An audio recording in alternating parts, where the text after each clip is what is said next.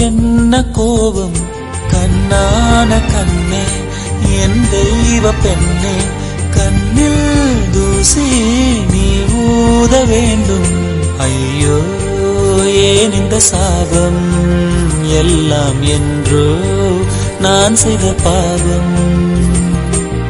பகலும் இரவாகி பயமானதே அம்மா விளக்குன் துணையின்றி இருளானதே உயிரின் ஒரு பாதி பறிபோனதே அம்மா தனிமை நிலையானதே அம்மா அம்மா நீ எங்க அம்மா உன்னை விட்டா எனக்கு அரு அம்மா